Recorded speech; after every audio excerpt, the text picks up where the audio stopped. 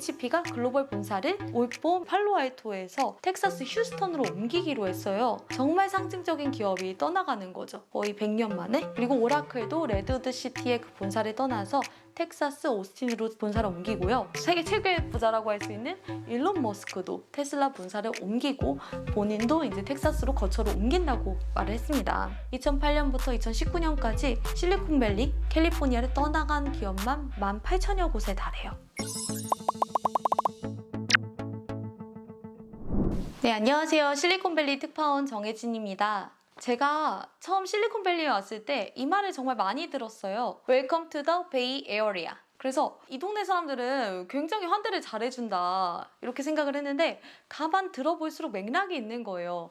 뭐 렌트 값이 굉장히 비쌌다는 얘기를 들을 때나 기름 넣으러 갔더니 갤런당 $5가 넘고 중고차 사러 갔는데 비싸다 이런 악명 높은 실리콘밸리 물가를 체감할 때마다 이 사람들이 이런 말을 해주는 거예요. 굉장히 동질감 어린 눈빛으로 이게 여기에 사는 비용이야, 신고식이야 이런 의미였던 거죠. 그래서 베이에어리아에 대해서 한번 잠시 말씀을 드려보면 이렇게 샌프란시스코 만을 중심으로 U자형의 어떤 지형이 있어요. 샌프란시스코 그리고 그 밑에 오라클이 있었던 레드우드 시티 그리고 그 밑에는 스탠퍼드가 있고 HP와 테슬라의 본사가 있는 팔로알토 그 옆에 이제 사우스베이 지역이라고 하는데 여기부터는 메타가 있는 멀로파크, 구글이 있는 마운틴뷰, 애플이 있는 쿠퍼티노, 또 엔비디아가 있는 산타클라라, 시스코가 있는 산호세, 또 위에는 이스트베이라고 해가지고 테슬라의 공장이 있는 프리몬트와 버클리, 오클랜드 이런 지역들이 있습니다. 여기를 통상적으로 베이 에어리아라고 부르는데 이 안에 실리콘밸리가 포함되어 있는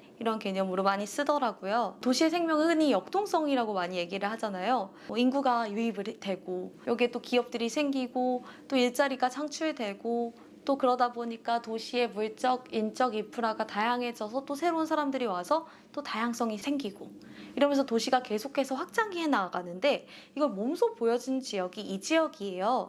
1848년에 골드러시를 통해서 빈 땅에 막 사람들이 모였어요.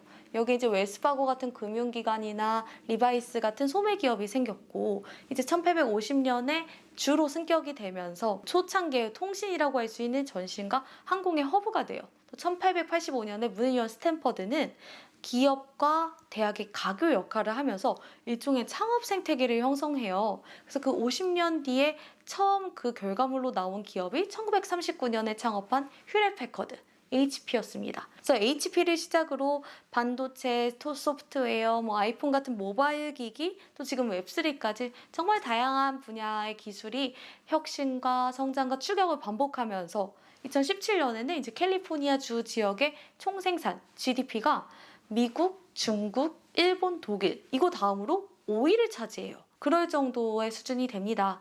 근데 이제 이야기가 과거형이 되어가고 있다는 얘기를 오늘 해드리는 게 주제인데요.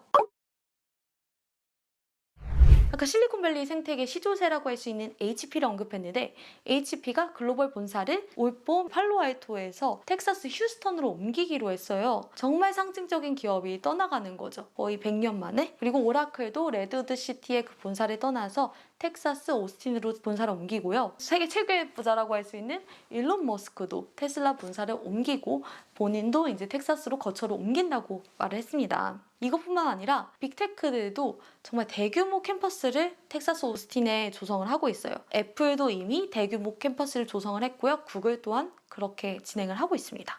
그렇다 보니까 캘리포니아 인구도 감소세를 보이고 있어요. 2년째. 2020년 7월부터 지난해 7월까지 26만 명이 숨 감소하면서 뉴욕 다음으로 가장 많은 사람들이 빠져나간 주가 됐어요. 이렇게 흐름이 만들어질 때까지 계속 신호는 있었어요. 2008년부터 2019년까지 실리콘밸리, 캘리포니아를 떠나간 기업만 18,000여 곳에 달해요.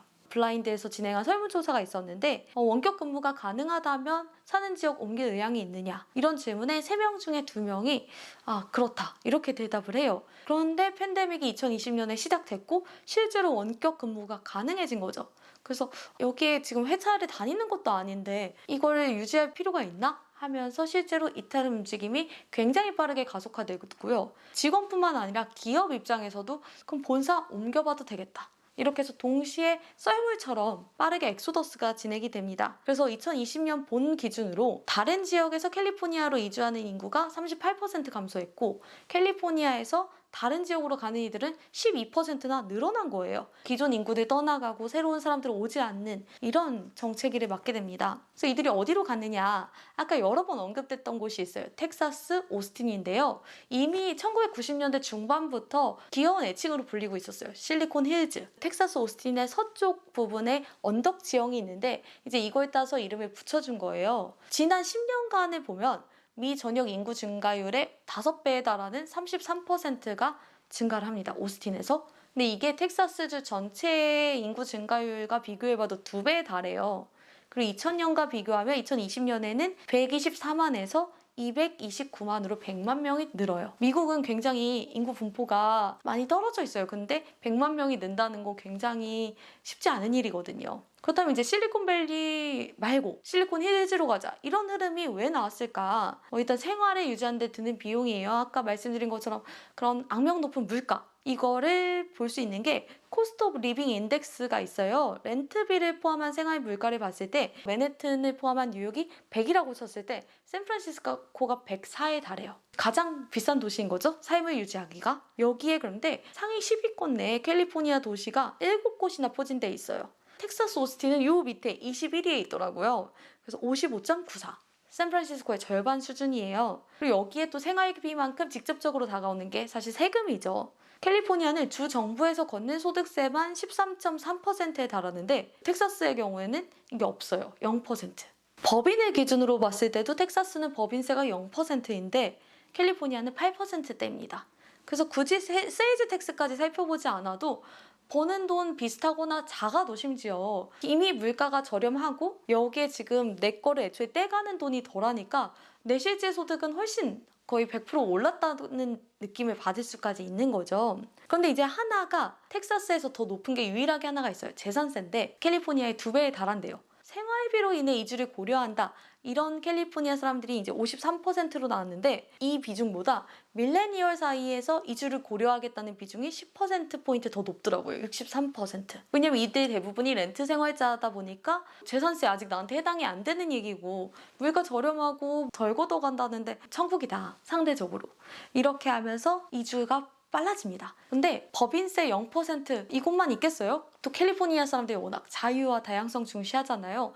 근데 상대적으로 베이에어리아는 이제 좀 무거워졌다. 그리고 좀 경직됐다. 테크 기업들도 너무 커졌다. 이런 느낌이 있는 차에 여기는 좀 인구가 영하고 좀 힙스터들의 천국이라는 거예요. 실제로 오스틴의 슬로건이 Keep Austin Weird예요. 그러니까 오스틴을 계속 별나게 유지하자. 이런 게 모토다 보니까 잘 놀고 일도 열심히 하지만 내 삶 즐기고 이러는 게 도시에 이렇게 활력을 주는 건가 봐요. 그래서 이미 많은 이들이 건너갔다 보니까 이 실리콘 힐즈에도 이미 집값 상승은 좀 시작이 됐어요. 그리고 또 고액 연봉을 받는 테크 근로자가 오면서 기존 인구가 이제 밀려날 수밖에 없는 젠트리피케이션도 이제 예상이 되는 대목입니다. 그렇지만 실리콘밸리 때처럼 이렇게 집약적으로 모두가 다 모이고 이런 거는 좀 모양이 다를 것 같아요. 아무래도 원격 근무가 가능해졌기 때문이죠.